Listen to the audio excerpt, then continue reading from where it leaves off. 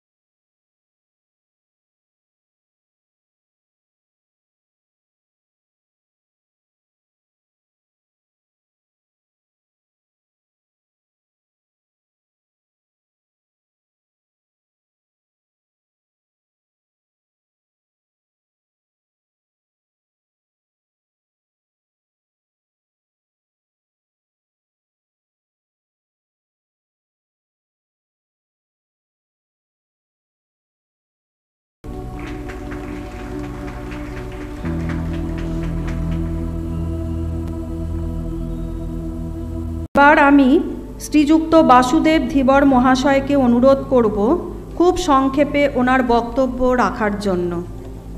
Good afternoon and great afternoon. আমরা বিনয়বাবু উপস্থিতির আগে অনেকের ভিডিওর মাধ্যমে অনেক কিছু জানতে পেরেছি। তাই আমরা এই মহতি যে আমাদের সেমিনার, এই সেমিনারে সেই ব্যক্তিকে পেয়েছি যে ব্যক্তি হচ্ছেন মান্যবর বিনয় ঘোষ মহাশয়। তার কাছে আমি প্রায় 20-22 বছর আগে স্যারের সাথে পরিচয়। তারপর আমি একটা চাকরি করতাম, রিটায়ারমেন্ট হয়ে গেল 10-12 বছর। তার থেকে 7 বছর আগে ওনার কাছ থেকে আমি ট্রেনিং নিয়ে এই ট্রেডিং আরম্ভ করেছি এবং আমি লক্ষ্য করেছি যে বিনয়বাবু একজন বড় ট্রেডার এবং ইনভেস্টার এবং বড় টিউটার। আমরা যে সেমিনারে হাজির আছি, সেমিনার বলুন, ট্রেনিং বলুন, মিটিং বলুন, কনভারসেশন বলুন, কনফারেন্স বলুন, সবই কিন্তু একই জিনিস। কিন্তু এখান থেকে কোনো ওয়ার্ড যদি আমরা আমাদের মাথায় ক্লিক করে নিতে পারি, তার মানে হচ্ছে এখানে এমন একটা word, that word can change your life. আমরা অনেকের বক্তব্য শুনলাম, বক্তব্য শুনে আমরা উদ্বুদ্ধ হয়েছি। কারো মাথায় যদি কোনো একটা বক্তব্য প্রবেশ করে যায়, সেটা যদি ক্লিক করে যায় এবং সেই মোতাবেক যদি আপনারা কাজ করেন, আপনাদের লাইফের পরিবর্তন ঘটবে। যাই হোক, আমি বেশি কথা না বলে আমি সকলের শান্তি, সমৃদ্ধি, সুস্বাস্থ্য কামনা করছি এবং সকলে যাতে ভালো ট্রেডার হতে পারেন। কারণ আমি একটা চাকরি করতে করতে রিটায়ারমেন্টে পরে এসে আমি যদিও পেনশন আছে, পেনশনের সমান এখানেও আমি ইনকাম করতে পারছি। তাই বলছি, একজন ভালো যোগ্য শিক্ষককে আমরা পেয়েছি এবং ওনার সান্নিধ্যে আমি এসে লাভবান হয়েছি। এবং আপনারা যদি ওনার সান্নিধ্যে এসে ঠিকমতো মনোযোগ সহকারে ট্রেড করেন, তাহলে আপনারাও আপনাদের প্যাসিভ ইনকামটাকে বাড়াতে পারবেন। সব মানুষের কিন্তু প্যাসিভ ইনকামের দরকার। আমার অনেক কিছু বলার ছিল, কিন্তু এই অল্প সময়ের মধ্যে বলা সম্ভব নয়। সকলের শান্তি, সমৃদ্ধি, সুস্বাস্থ্য এবং আপনাদের ইচ্ছা পূরণের কামনা করে আমি আমার বক্তব্য শেষ করলাম।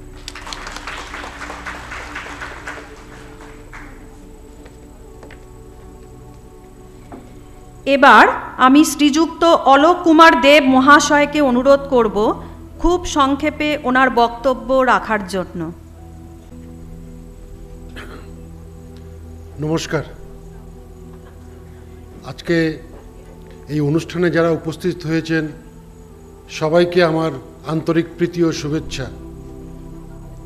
মঞ্চে উপবিষ্ট আজকের আমাদের পরম শ্রদ্ধেয় বিনয় স্যার, কারণ উনি স্যার, উনিও ওনার কাছে ক্লাস করেছি, ফুল ক্লাস। আমি ওনাকে আমার এই 60 ইয়ার্স প্লাস আমি ওনাকে চিনি, প্রায় 25 থেকে 27 বছরের অধিক। আমি চাকরি করতাম, রিটায়ার্ড করেছি। ওএনজিসিতে আমি চাকরি করতাম as a chief general manager. আমি রিটায়ার্ড করি। আমি ভারতবর্ষের বিভিন্ন প্রান্তে কাজ করেছি। বম্বে হাইতে, সব বম্বে হাই আপনার নাম শুনেছেন ওএনজিসির, সেখানে আমি প্রায় 13-14 বছর ছিলাম। তারপরে বিভিন্ন প্রজেক্টে ছিলাম। স্যারের সঙ্গে আমার এই মাঝখানে যোগাযোগ ছিল। তারপরে আমি যখন এটাকে ভাবলাম যে একটা, আমার এমনি MBA ফাইন্যান্সও ছিল অ্যাকচুয়ালি, আমার ফাইন্যান্স সংক্রান্ত কাজে খুব ইন্টারেস্টেড, আমি এমনি ফিল করি।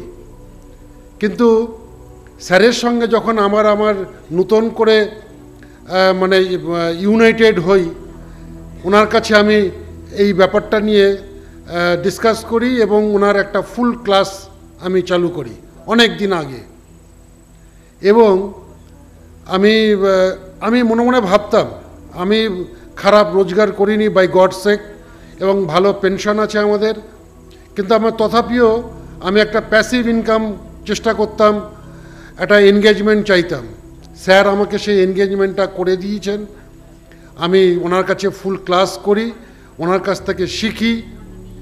এবং আমার বলতে লজ্জা নেই যে আমি যদি ভালো ট্রেডিং করেছি, এবং বাই আপনাদের স্যারের আশীর্বাদে এবং ভগবানের অশেষ করুণায় আমার 60-50% প্রফিট আমি জেনারেট করতে পেরেছি।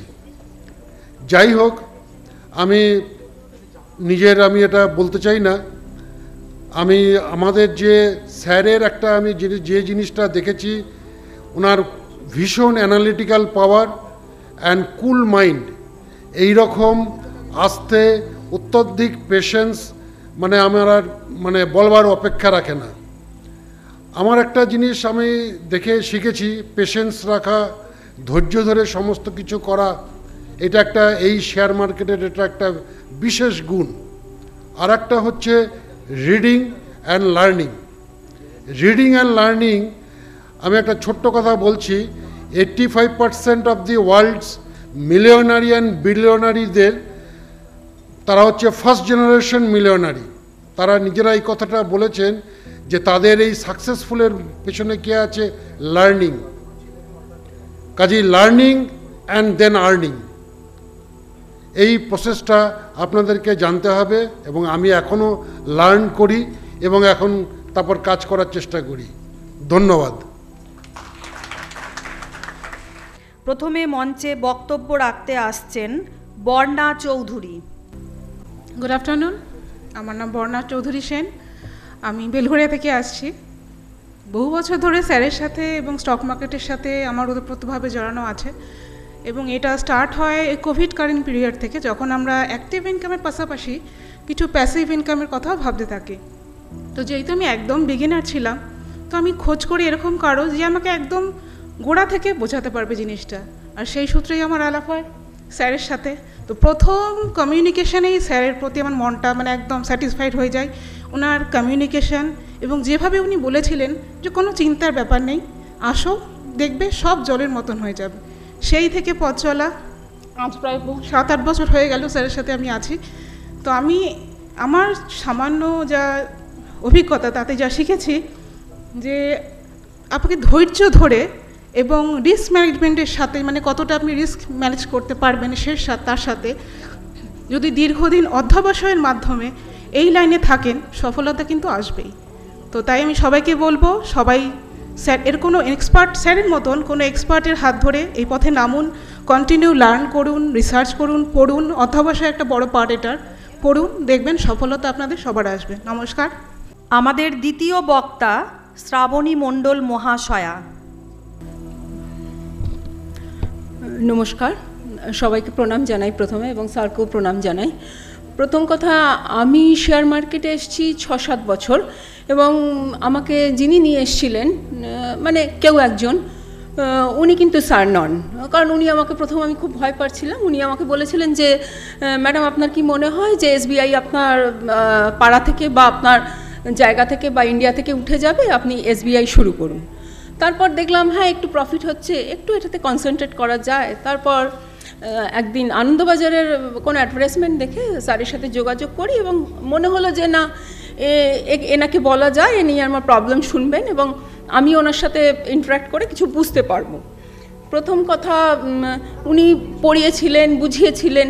মানে আমার নিজের একটা বদ অভ্যেস আছে, স্যার বোধহয় অনেক স্টুডেন্টকে অনেকবার বলেছেন এই কথাটা, উনি যা বলেন আমি কিনি, তারপর আমি ভুলে যাই মানে আমি বেচার সময়টা বুঝতে পারি না কখন বিক্রি করতে হবে। যাই হোক স্যার ধরে ধরে অনেকটা শিখিয়েছেন, বকেছেন, ভালো করে বলেছেন। যাই হোক এখন অনেকটা শিখেছি।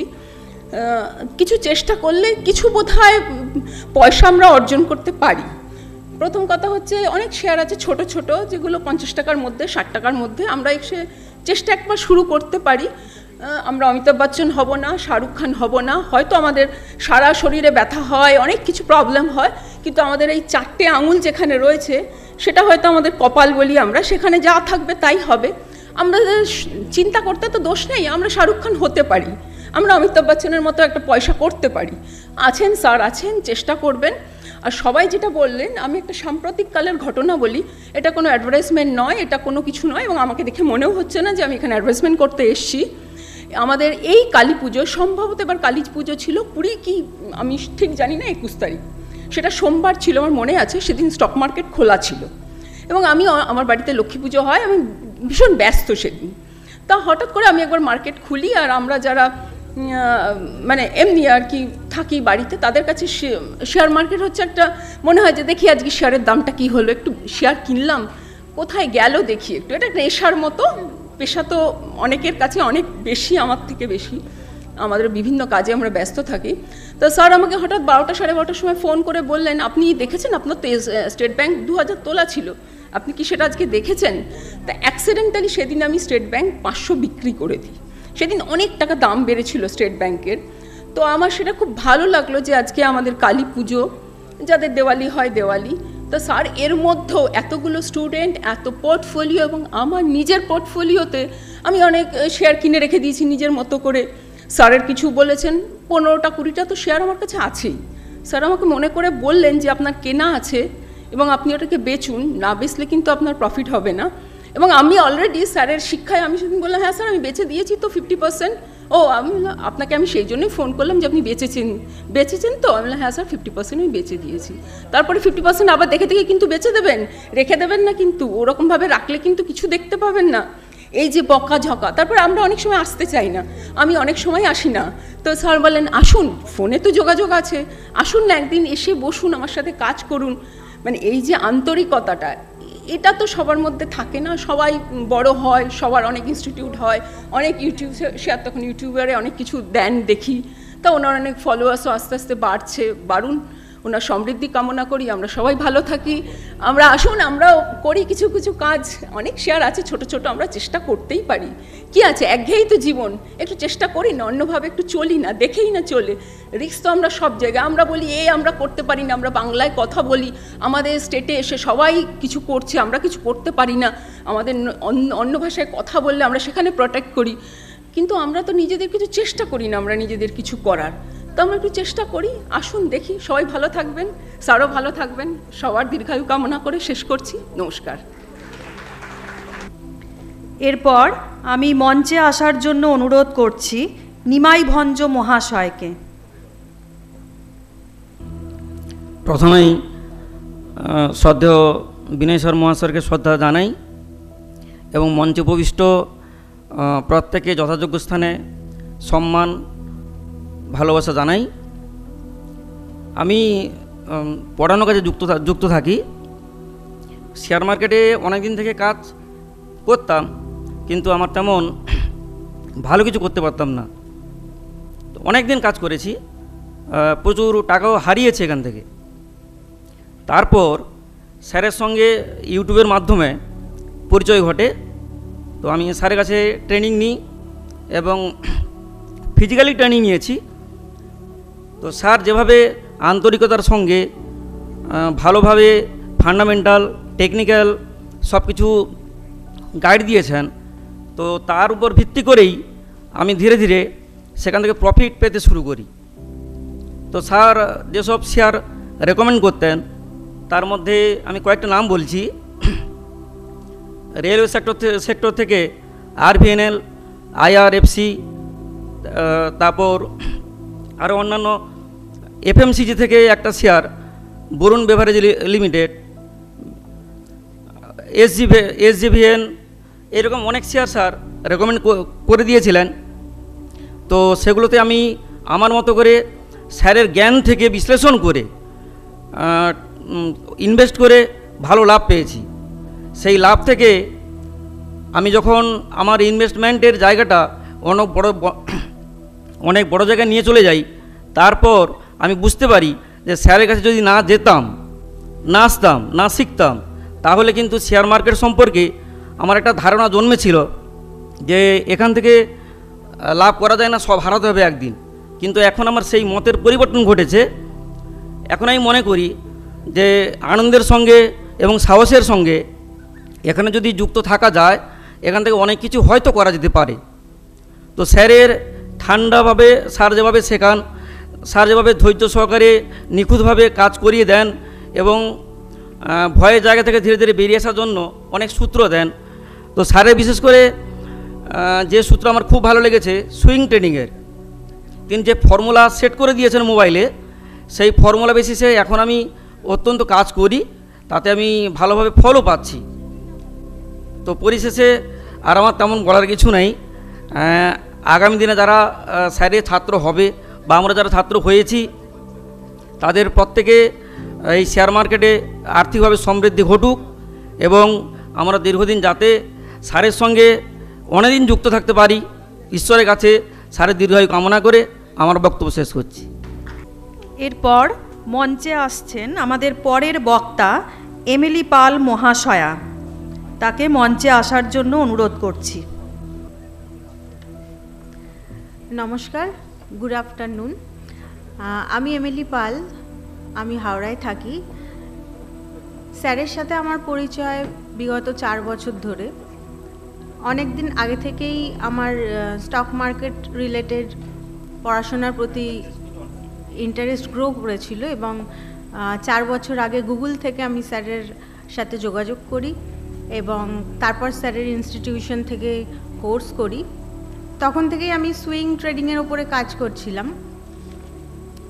আমি টিচিং প্রফেশনের সাথে যুক্ত রয়েছি এবং ধীরে ধীরে আমার অপশন ট্রেডিংয়ের ওপরে কাজ করতে ইচ্ছা হলো এবং তখন সেটা স্যারের কাছে আমি আরেকটু ভালো করে শিখলাম।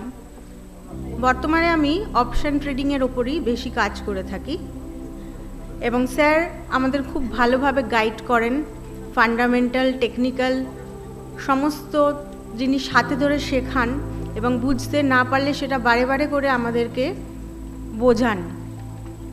তো স্যারের পরামর্শেই আমি অপশানে এখন কাজ করছি এবং এরকম একটা মেমোরেবল ডে আমার এই বছর 2025-এ 7ই এপ্রিল হয়েছিল, যখন হঠাৎ করেই মার্কেট অনেকটা গ্যাপ ডাউনে ওপেন হয়েছিল এবং আমার আগের দিনকে একটা নিফটির পুট অপশন বাই করা ছিল এবং সেখান থেকে আমি যেটা আমার ইনভেস্টমেন্ট ছিল সেটার 4 টাইমস আমি রিটার্ন পেয়েছিলাম। তো শুধুমাত্র সাকসেস নয়, এর সাথে সাথে আমাদের লসও কিছু কিছু ক্ষেত্রে হয়েছে। নিফটি এবং ব্যাঙ্ক নিফটি বিভিন্ন ক্ষেত্রে লসও হয়েছে, কিন্তু লস, প্রফিট এবং লস এই দুটোই একসাথে নিয়েই আমাদেরকে এই ফিল্ডে কাজ করে চলতে হয় এবং যখনই কোনো ফেলিয়ার এসছে তখনই মনে হয়েছে আমার কোথাও একটা ভুল হচ্ছে এবং যে কোনো ডাউট থাকলে সেটাকে সঙ্গে সঙ্গে রেকটিফাই করার জন্য স্যারের কাছে এখনও মাঝে মধ্যে আমি অফিসে আসি এবং স্যার বুঝিয়ে দেন, বকা দেন ভুল হলে এবং সেটাকে রেকটিফাই করে দেন এবং আবার আমি নতুনভাবে মোটিভেশন নিয়ে কাজ করতে পারি।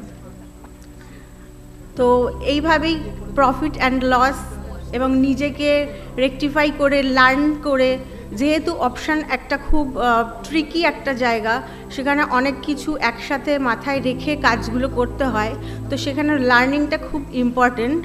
তাই আমার মনে হয়, আমি এখনও শিখছি, আমার মনে হয় সারা জীবনটাই আমাদের একটা লার্নিং প্রসেসের মধ্যে দিয়েই থাকে, সেটা যে কোনো ক্ষেত্রেই হতে পারে। এবং এই ক্ষেত্রে যদি আমরা স্টক মার্কেটে সাকসেসফুল হতে যাই তাহলে 3টে জিনিস খুব ইম্পর্ট্যান্ট, এটা আমার মনে হয়েছে। সেটা হচ্ছে, এক হচ্ছে লার্নিং, সেকেন্ড হচ্ছে পেশেন্স, আর থার্ড হচ্ছে মোটিভেশন। এবং স্যারের প্রসঙ্গে বলতে গেলে একটাই কথা বলতে হয়, স্যার হলেন আমাদের ফ্রেন্ড, ফিলোসফার অ্যান্ড গাইড। এই বলে আমার বক্তব্য শেষ করছি। আর দেবাশিস চন্দ্র মহাশয়কে ডেকে নেব ওনার বক্তব্য বলার জন্য।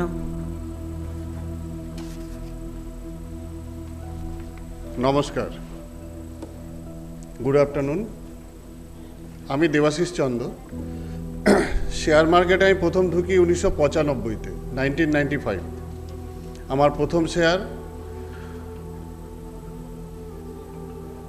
নোভা স্টিল, তখন ফিজিক্যাল শেয়ার হতো, এরকম ছিল না। 2005-এ চেঞ্জ হয়েছে। তারপরে এই মার্কেটে আমি নিজেই করতাম, নিজেই পড়াশুনো করতাম। তারপরে একদিন মনে হলো যে না, ব্যবসাটাকে এবার সিরিয়াসলি নিতে হবে। কারণ আমি ফোর্সে ছিলাম, ওখান থেকে চলে এসেছিলাম, মাস্টারমশাই খোঁজা শুরু করলাম। একটা জিনিস খেয়াল রাখবেন, আপনি যদি মনে করেন যে আপনি একাই যুদ্ধ জয় করবেন, কোনো দিন সম্ভব না।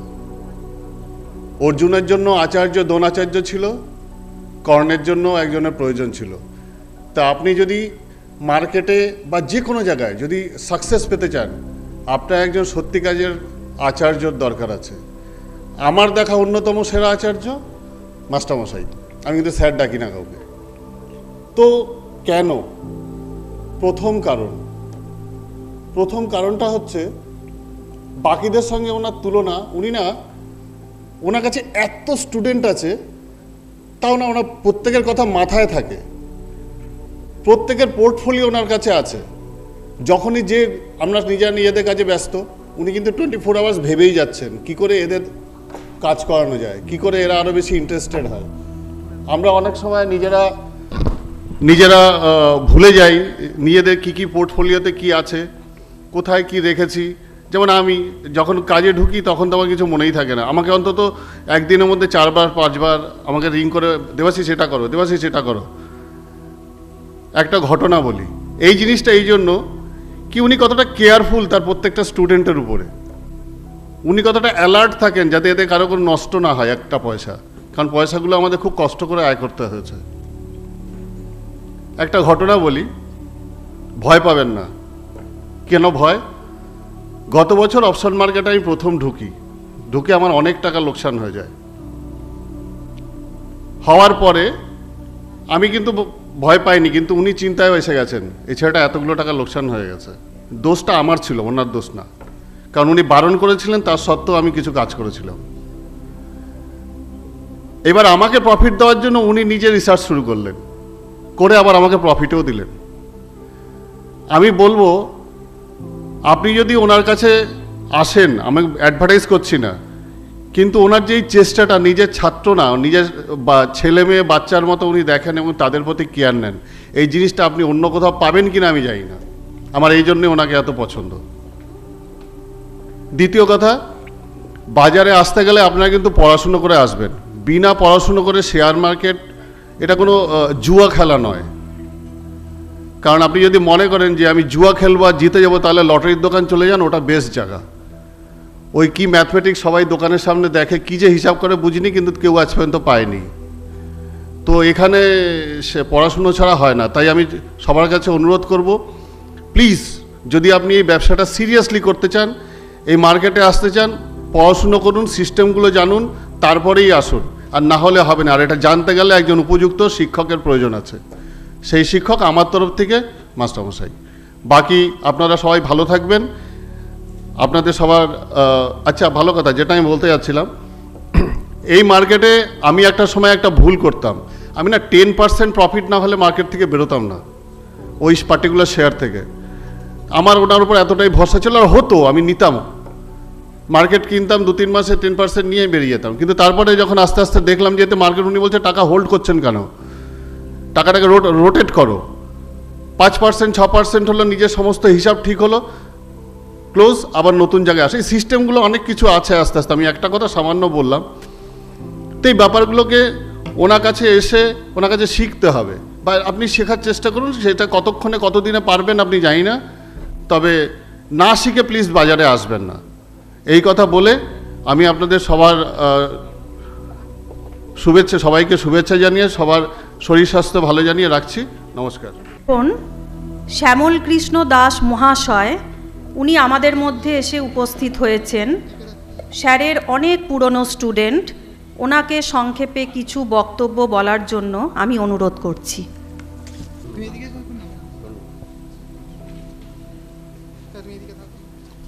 নমস্কার। উপস্থিত শিক্ষিত ভদ্র জনগণ, যারা আজ স্যারের ডাকে উপস্থিত হয়েছেন, আমি আমার তরফ থেকে প্রতিটি জনগণ যারা উপস্থিত আছেন সবাইকে ধন্যবাদ জানাচ্ছি। আমি ইনস্টিটিউটের বহু পুরনো ছাত্র। স্যার প্রতিনিয়ত আমার সাথে যোগাযোগ রাখেন এবং আমরা যারা পুরনো ছাত্র উনি আমাদের প্রত্যেকের প্রচণ্ড ভালোবাসেন। আমরা শেয়ার সম্বন্ধে প্রতিনিয়ত ওনার কাছ থেকে পরামর্শ পাই। শুধু আমার বক্তব্য এটাই যে আপনারা প্রত্যেকেই এটা মনে রাখবেন, প্রচণ্ড ভাগ্যবান যে এনার মতো একজন শিক্ষককে, প্রকৃত শিক্ষককে আমরা সবাই সঙ্গে পেয়েছি। সেই জন্যে আপনাদেরকে প্রত্যেককে ধন্যবাদ জানাচ্ছি। কিন্তু আমি বক্তব্য বড় করতে চাই না, শুধু এটুকু বলতে চাই যে স্বপ্ন অনেকে অনেক কিছু দেখায়, অনেক বড় বড় স্বপ্ন রচনা করে। আমি বলবো না, সেইটা আপনারাও পুষে রাখুন মনের মধ্যে। শুধু এটুকু বলবো যে কিছু পেতে গেলে কিছু নিজেকেও দেওয়ার জন্য প্রস্তুত থাকতে হয়। এই শিক্ষাটা স্যারের কাছ থেকে পেয়েছি এবং রীতিমতো শিক্ষা করে আমরা যে এই শেয়ার মার্কেট থেকে কিছু পাওয়ার আশা করতে পারি, সেইটা প্রতিনিয়ত স্যার আমাদের শিক্ষা দিয়েছেন। আমি খুব ভাষাটা আমার খুব বোধহয় দুর্বল, কারণ আমি এমনিতে ঢাকাইয়া বাঙাল। আমি জানি না আপনাদের কাছে সেটা অনুরণিত হচ্ছে কি না। শুধু এটুকুই বলবো যে স্যারের শিক্ষা যারা আমরা পেয়েছি বা পাচ্ছি, আমরা সত্যিকারের ভাগ্যবান। আজকাল তো আর পাওয়া যায় না এরকম। এই বাবার মতো রাস্তা দেখিয়ে দেওয়া, গুরুজনের মতো রাস্তা দেখিয়ে দেওয়া, এই জিনিসটা আজকে সত্যি খুব ভাগ্যের ব্যাপার। এটা এনার মধ্যে আছে। এনার সামনে বলছি বলে অহংকার কিংবা হওয়ার কোনো কারণ নেই। আমার মনে হয় আপনারাও সবাই খুব ধৈর্যশীল, প্রত্যেকে ধীরে ধীরে এগোন। আমার মনে হয় আপনারা প্রত্যেকে সঠিক পথে এগোতে পারবেন, সঠিক লক্ষ্যে এগোতে পারবেন।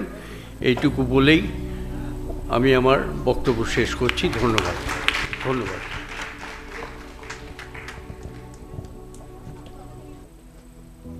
ওনার 82 ইয়ার্স এজ, কিছুদিন আগে শিখেছেন। আমি সমবেত যেখানে ভদ্রমহিলা আছেন, সবাইকে আমার শ্রদ্ধা এবং জ্ঞাপন করছি, বিশেষত স্যারকে। আমি এই বছরে ওনার কাছে করেছি, কিন্তু আমি শেষ পর্যন্ত যেটা কোর্সটা কমপ্লিট করেছি, কিন্তু ওনার লাস্ট আমি যেতে পারিনি। নানান রকম আমার ফ্যামিলির অসুবিধের জন্যে আমি আর যেতে পারিনি। আমার বর্তমান বয়স 84, এই 82 আমার মানে সার্টিফিকেট এজ, কিন্তু অ্যাকচুয়াল বয়স আমার 84। আমি এয়ারপোর্ট অথরিটি থেকে রিটায়ার করেছি। আমি স্যারের কাছে শিখেছি, কিন্তু নানান প্রবলেমের জন্যে আমি এই ফ্যামিলির মধ্যে সবচেয়ে বড়, সেই ফ্যামিলির নানান অসুবিধার জন্য স্যারের সঙ্গে যোগাযোগ করতে পারিনি। যাব, আর আমি নিজে নানান দিক থেকে নানান প্রতিষ্ঠানের সঙ্গে যুক্ত আছি। আমাদের একটা সোসাইটি আছে, কোঅপারেটিভ সোসাইটি। আমি অমৃত কোঅপারেটিভ হাউসিং সোসাইটি থাকি, সেই বাগবাজারে, সেখানের সঙ্গে আমি যুক্ত আছি এবং যুক্ত আছি। কিন্তু স্যারের মতো এইরকম মানুষ আমি দেখিনি আমার এই বয়সে। আমি ওনাকে ধন্যবাদ জানাই। উনি সুস্থ, ভালোভাবে ওনার কাছে শিখবো, আপনারা আসবেন, এইটাই হচ্ছে আমার নমস্কার। এবার আমাদের সামনে বক্তব্য রাখবেন আমাদের অনুষ্ঠানের প্রধান বক্তা, যার কথা শোনার জন্য আপনারা এতক্ষণ অপেক্ষা করে আছি, সেই স্যার বিনয় ঘোষ মহাশয়। আমি স্যারকে অনুরোধ করব পোডিয়ামে এসে ওনার বক্তব্য রাখার জন্য।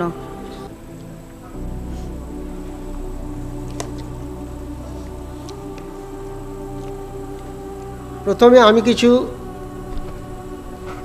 শেয়ার মার্কেটে রিলেটেড টার্মস বা ওয়ার্ল্ড ইকোনমি এই সম্বন্ধে কিছু বলবো। পারলে আপনারা যেগুলো প্রয়োজনীয় নাম মনে হবে একটু নোট করে নেবেন। তারপরে আমরা চলে যাব 6টি স্টক নিয়ে আলোচনা, যেটা আগামী দিনে মাল্টিব্যাগার হওয়ার একটা চান্স থেকে যাচ্ছে। এরকম 6টা স্টক নিয়ে আলোচনা করব। তার আগে ওয়ার্ল্ড ইকোনমি, ইন্ডিয়ান ইকোনমি এই সম্বন্ধে কিছু সম্যক ধারণা আমরা একটু শেয়ার করব। প্রথমে আমরা বলি যে শেয়ার মার্কেট জানেন টোটাল ওয়ার্ল্ড ইকোনমি উপর চলে, সেটা ইন্ডিয়াকেও নির্ভর করতে হয় ওয়ার্ল্ড ইকোনমির উপর। ওয়ার্ল্ড ইকোনমি যেভাবে ডাটা দেয় বা যে ডাটা আসে তার উপর নির্ভর করে আমাদের শেয়ার মার্কেট চলে। তাহলে অর্থাৎ আমাদের দেশের সার্বিক অবস্থা যদি আমরা বুঝতে না পারি, তাহলে কী হবে, আমরা শেয়ার মার্কেটে কোথায় কোন সেক্টরে কিভাবে ইনভেস্ট করব সেগুলো বুঝতে পারবো না। বিশেষ করে ম্যাক্রো ইকোনমিক্স যেটা আমাদের টোটাল ইন্ডিয়াকে বোঝায়, সেই ম্যাক্রো ইকোনমিক্স আমাদের বোঝার দরকার আছে। ফার্স্ট আমি যে ডাটাটা বলবো সেটা হচ্ছে জিডিপি, গ্রস ডোমেস্টিক প্রোডাক্ট। এটা ফার্স্ট পয়েন্ট, যে ইন্ডিয়ান ইকোনমির জিডিপি একটা বড় অংশ, যেটা শেয়ার মার্কেটে একটা বড় ভাইটাল রোল প্লে করে। সে জিডিপি কিভাবে আসছে আমরা বলি।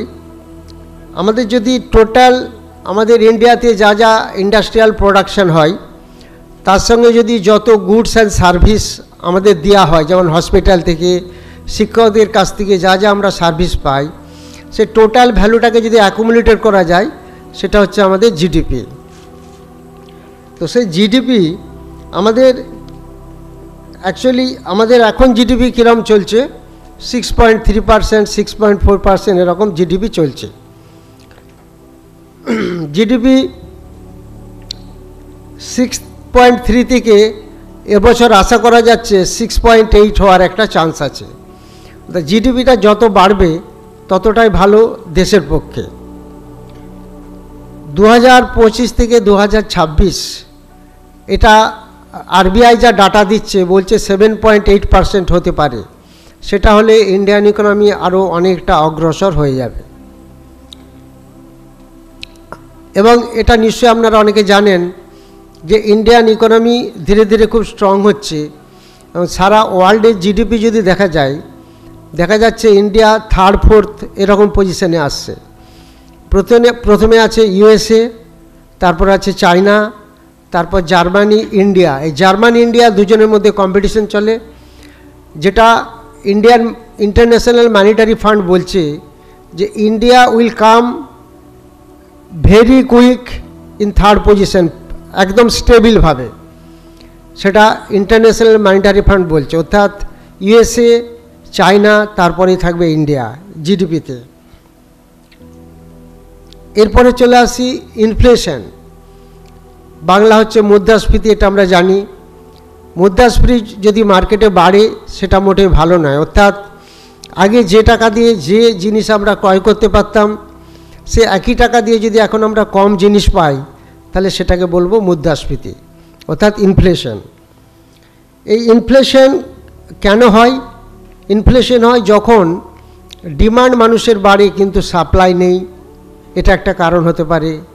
বা ইন্ডাস্ট্রিয়াল প্রোডাকশান দেখা যাচ্ছে কমছে। ইন্ডাস্ট্রিয়াল প্রোডাকশান কেন কমবে? কমতে পারে এই কারণে, যদি কস্ট অফ প্রোডাকশান বেড়ে যায় তখন অনেক ইন্ডাস্ট্রিকে প্রোডাকশান কমাতে হয়। যদি গাড়ির কনজামশান কমে যায় তখন গাড়ি তৈরি স্বাভাবিকভাবে কমাতে হবে।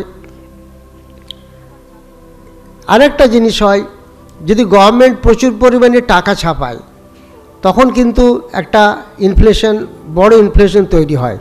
অর্থাৎ মানুষের কাছে প্রচুর টাকা এসে যাবে কিন্তু জিনিস পাওয়া যাবে না, সেই জিনিসটা ইনফ্লেশন তৈরি করে। অনেকের কাছে টাকা আছে কিন্তু জিনিস পাচ্ছে না। সবথেকে ভালো ইকোনমি হচ্ছে জিনিস সারপ্লাস হবে, প্রোডাকশান সারপ্লাস হবে, তখন টাকার ভ্যালুয়েশন অটোমেটিক্যালি বেড়ে যাবে, তখন ডলারের ভ্যালু অটোমেটিক্যালি কমবে। এটাকে কন্ট্রোল কিভাবে করা যায় ইনফ্লেশনকে? ইনফ্লেশন কন্ট্রোল করতে গেলে ইন্টারেস্ট রেট বাড়াতে হয়। তখন কি করে আরবিআই? আমাদের ব্যাংকে যে ইন্টারেস্ট রেট থাকে সেই ইন্টারেস্ট রেটটা বাড়িয়ে দেয়। সেই ইন্টারেস্ট রেট বাড়লে কি হয়, ইনফ্লেশন কিভাবে কমবে? তখন মানুষের কাছে যে পরিমাণ টাকা ছিল সেই টাকার, বা শেয়ার মার্কেটে যারা ইনভেস্ট করত তারা তখন দেখবে যে কিছুটা পরিমাণ টাকা শেয়ার বিক্রি করে তখন ব্যাংকে এফডি করে নেয়। তাহলে একটা টাইমে গভর্নমেন্ট চায় কি, মানুষের কাছে টাকাটাকে কমালে পারচেসিং পাওয়ারটা তাদের কমে যাবে আর টাকাটাকে এফডিতে কনভার্ট করবে, সেই জন্য ইন্টারেস্ট রেট বাড়িয়ে দেয়। এটা গভর্নমেন্ট ইচ্ছে করলে ইন্টারেস্ট রেট বাড়িয়ে ইনফ্লেশনকে কমাতে পারে। সেটা আবার কিন্তু স্টক মার্কেটের পক্ষে একটা বড় ক্ষতি। ইন্টারেস্ট রেট যখনই বাড়বে স্টক মার্কেটে কিন্তু ডিমান্ড কমে যাবে, স্টকের ভ্যালু পড়ে যায়। তার এটা একটা রিভার্স এফেক্ট হয়, এটা আমাদের খেয়াল রাখতে হবে। 2025-26-এ যে ইনফ্লেশন রেট চলছে সেটা 3.7 থেকে 4.6%-এর মতো। আরবিআই যেটা প্রজেকশন করেছে 2.6% হয়ে যাবে, এটা হওয়া খুব কঠিন। আরবিআই বলছে হয়ে যাবে, হলে খুবই ভালো আমাদের দেশের ইকোনমির পক্ষে। ইউএসএতে এখন ইনফ্লেশন চলছে 3%, ইন্ডিয়াতে তার থেকে বেশি চলছে, 3.74 এরকম চলছে।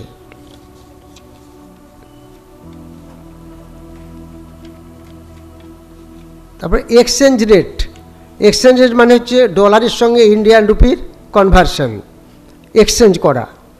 যখন ডলারের ভ্যালু বাড়ে তখন স্বাভাবিকভাবেই ইন্ডিয়ান রুপির ভ্যালুটা কমে যায়। আমাদের যে জিনিস এক্সপোর্ট হয় আবার অনেক জিনিস ইম্পোর্ট করতে হয়। যেগুলো আমরা এক্সপোর্ট করি সেগুলো আমরা ভ্যালুগুলো ডলারে রিটার্ন পাই, আর যেগুলো ইম্পোর্ট করি সেগুলো কিন্তু আমাদের ডলার দিয়ে কিনে নিতে হয়। যার ফলে দেখবেন আইটি বিজনেস এখন খারাপ চলছে। কেন? অনেক অর্ডার কমে গেছে। আইটি আমাদের এক্সপোর্ট হয়, আইটি এক্সপোর্ট হলে তখন ডলার বাড়বে এবং ইন্ডিয়ান ইকোনমি স্ট্রং হবে। তো এই কারণের জন্য এক্সচেঞ্জ রেটটা মানে কমার দরকার আছে। ডলারের সঙ্গে ইন্ডিয়ান রুপি দেখা যাচ্ছে ডলার ধীরে ধীরে বেড়ে যাচ্ছে, তার মানে ইন্ডিয়ান ইকোনমি বা ইন্ডিয়ান রুপি ভ্যালু কমছে, সেটা ভালো নয়। আর একটা হয় আনএমপ্লয়েড রেট। আনএমপ্লয়েড বলতে নিশ্চয়ই জানেন বেকার সমস্যা। এর একটা নির্দিষ্ট রেট আছে, সেই রেটটা যদি কমে তাহলে জানবেন দেশের একটা অগ্রগতি হচ্ছে। এটা সেপ্টেম্বরে ছিল 5.2%, আগস্টে ছিল 5.1, আর এটা 6% থেকে ধীরে ধীরে কমছে। তাহলে আনএমপ্লয়মেন্ট রেটটা যত কমবে দেশের জন্য সেটা অনেকটা ভালো। এরপরে আসি ফিসক্যাল পলিসি। এই টার্মগুলো মনে রাখবেন, বা এগুলো আমাদের স্টক মার্কেট ইকোনমির জন্য প্রয়োজন। ফিসক্যাল পলিসি এটা কি হয়? গভর্নমেন্ট তারা যে স্পেন্ডিং করে ট্যাক্সেশন, যেটার উপর সামগ্রিক অর্থনৈতিক কার্যকলাপকে বোঝায়, সরকারের আয় ব্যয় ট্যাক্স জিএসটি সরকার যেটা আয় করে সেই ট্যাক্স থেকে বিভিন্ন খাতে সরকার খরচ করে, যেমন defence sector, rail sector, infrastructure, এই বিভিন্ন সেক্টরে সেটা খরচা হয়। সে জিএসটি আপনারা জানেন প্রচুর টাকা কালেকশন হয়। অক্টোবরে জিএসটি কালেকশন হয়েছিল 1,95,936 কোটি টাকা। বুঝতে পারছেন এক মাসে এটা ইন্ডিয়ান গভর্নমেন্টের একটা রেভিনিউ, প্রচুর টাকা, প্রায় 2 লক্ষ কোটি টাকার মতো ইনকাম। এটা গত বছর অক্টোবরে ছিল 1,87,346 কোটি, তার থেকে অনেক বেড়েছে। তো এটা একটা পার্ট আছে, সেটা হচ্ছে ফিসক্যাল পলিসি। এরপরে আছে মনিটারি পলিসি। মনিটারি পলিসিতে কি হয়, আরবিআই যে প্রসেসে মানি সাপ্লাই করে আমাদের ইন্ডিয়াতে, কী জন্য, ইনফ্লেশনকে কন্ট্রোল করার জন্য অনেক সময় কি হয়, টাকা ছাপাতে হয় বা মার্কেটে ইন্টারেস্ট রেট বাড়িয়ে একটা টাকাকে শেয়ার মার্কেট থেকে কনভার্ট করে দেওয়া হয় ব্যাংকে এফডিতে, তখন অনেকটা ইনফ্লেশন কন্ট্রোল হয়ে যায়। এবং এর জন্য একটা ব্যাপার থাকে, একটা রেপো রেট, নিশ্চয়ই আপনারা জানেন আরবিআইয়ের রেপো রেট এবং রিভার্স রেপো। এই যে রেপো রেটটা কী হয়, আরবিআই যেটা ধার দেয় কমার্শিয়াল ব্যাংকে, আবার অনেক সময় আরবিআইকে কমার্শিয়াল ব্যাংক থেকে লোন নিতে হয়। এই দুটো সিস্টেম, একটা হচ্ছে রেপো আর একটা হচ্ছে রিভার্স রেপো। এই সমস্ত জিনিসগুলি একটু আমাদের জানা দরকার ইকোনমিক্সে। এগুলো জানলে আমাদের কি হবে, তাহলে আমরা কিছুটা ইকোনমি সম্বন্ধে বুঝলে আমাদের শেয়ার মার্কেটে কোন সেক্টর ইনভেস্ট করলে কোন সেক্টর ভালো চলবে সেগুলো আমরা বুঝতে পারবো। এরপরে আছে ক্রুড অয়েল। ক্রুড অয়েল একটা মস্ত বড় ফ্যাক্টর। ক্রুড অয়েলের দাম যত বাড়ে তত ভালো, কিন্তু ক্রুড অয়েল বাড়লে সমস্ত জিনিস, ফার্মা সেক্টর, কেমিক্যাল সেক্টর, সমস্ত ক্রুড অয়েলের সঙ্গে রিলেটেড। ক্রুড অয়েলের দাম বাড়লে আমাদের তখন ইকোনমিতে একটু এফেক্ট হয়। আর এটা নিশ্চয়ই জানেন যে আমাদের দেশে ক্রুড অয়েল খুব কম, আমাদের মেনলি সৌদি আরব এবং রাশিয়া থেকে আমাদের ইম্পোর্ট করতে হয়, এবং যার ফলে চায়না এবং ইন্ডিয়া দুজনকেই ইম্পোর্ট করতে হয়। ম্যাক্সিমাম তেল আছে রাশিয়ান কান্ট্রি এবং সৌদি আরবে, ওই দুই জায়গা থেকে আমাদের ইম্পোর্ট করতে হয়। তো সেই এখানে একটা এই ক্রুড অয়েল প্রাইসে কী হয়, এখানেও একটা ইনফ্লেশন, ইকোনমিক গ্রোথের ব্যাপার থাকে। ক্রুড অয়েল প্রাইস বাড়লেই কিন্তু তখন আমাদের বেশি দাম দিয়ে, যেহেতু আমাদের দেশে রিজার্ভ খুব কম, এই ক্রুড অয়েলের দাম যত বাড়বে আমাদেরকে সেগুলো কিনতে হয় বেশি দামে, তখনই একটা ইকোনমিতে এফেক্ট করে, তখন একটা ফিসক্যাল পলিসির ব্যাপার এসে যায়। এর সঙ্গে সঙ্গে আছে আমাদের এফআইআই। এই যে পয়েন্টগুলো বলছি এগুলো প্রত্যেকটি শেয়ার মার্কেটের সঙ্গে ডাইরেক্টলি কো-কানেক্টিভ অ্যান্ড কো-রিলেটেড। এফআইআই তো নিশ্চয়ই আপনারা জানেন, আর বোঝানোর ব্যাপার নেই। এই যে এফআইআইরা আমাদের দেশে ইনভেস্ট করে এবং তারা যখন দেখে আমাদের দেশের পিই কম, তখন তারা যে দেশের পিই কম থাকবে শেয়ার মার্কেটে, তখন তারা সেই দেশে ইনভেস্ট করবে। আবার যখন পিই বেড়ে যাবে বা মার্কেট অনেক বেড়ে যাবে, তখন তারা কি করে, সেই জায়গা থেকে বেরিয়ে আবার অন্য জায়গায় ইনভেস্ট করে। এইভাবে এফআইআইরা চালায়। কিন্তু আপনারা কতটা জানেন জানি না, আমাদের যে নিফটি 500 শেয়ার আছে 500টা কোম্পানি, তার মধ্যে দেখা গেছে এফআইআই হোল্ড করছে 21% আর ডিআইআই হোল্ড করছে 14%।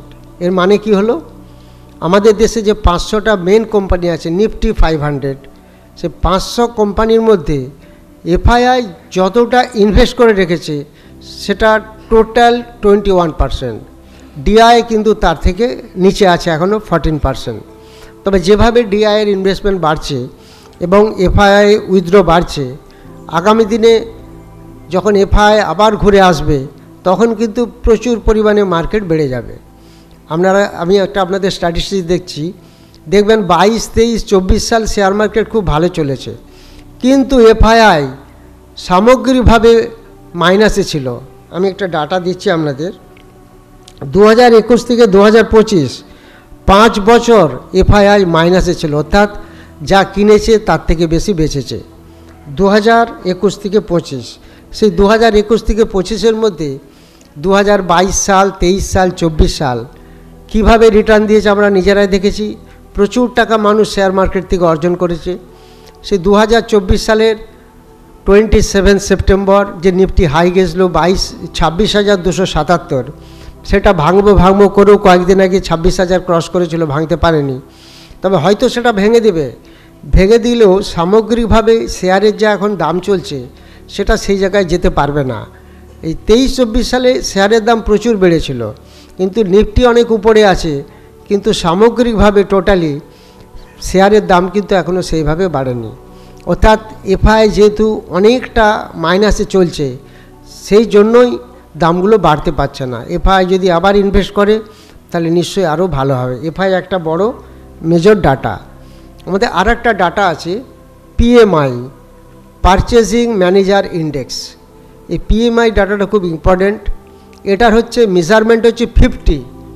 পিএমআই যদি 50-র উপরে থাকে তাহলে ইন্ডিয়ান ইকোনমি গ্রোথ হচ্ছে, যদি 50-র নিচে থাকে তাহলে ইন্ডিয়া ইকোনমি কন্ট্রাকশান হচ্ছে। তো সেটা আমাদের একটু খেয়াল রাখতে হবে। এই যে পয়েন্টগুলো বললাম এগুলো আপনারা একটু মনে রাখতে পারেন, বা আপনারা এই ডাটাগুলো দেখে নিতে পারেন। যারা একটু শেয়ার মার্কেটে লং টার্ম ইনভেস্টার তাদের জন্য এগুলো একটু জানা প্রয়োজন আছে। এরপর আমি শুরু করব 6টি স্টক নিয়ে আলোচনা, সেগুলো আপনারা লিখে নিতে পারেন যদি মনে হয়। আমি তো লং টার্ম বলতে বললাম আমার 6 মাস।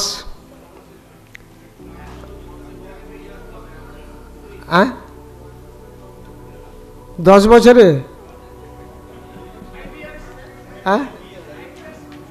আইভিআর ইনফ্রাস্ট্রাকচার ও 5 ইয়ার্সে হোয়াটসঅ্যাপে পাঠাবেন যারা আজকে অ্যাটেন্ড করেছেন, আমি কিছু কিছু পাঠিয়ে দেবো।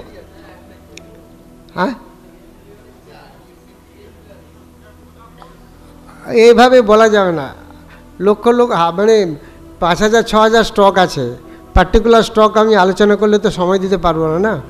যাক, তবু আপনারা হোয়াটসঅ্যাপে পাঠাবেন, কোনো প্রবলেম নেই। কোনো প্রশ্ন থাকলে পাঠাবেন, যারা অন্তত মিটিংয়ে অ্যাটেন্ড করেছেন কোনো প্রবলেম নেই। আর যারা দূরে থাকেন আপনারা প্যাকেটটা মনে করে নিয়ে যাবেন, কেমন? আজকের মতো শেষ করে দিচ্ছি। সবাই ভালো থাকুন, আবার দেখা হবে।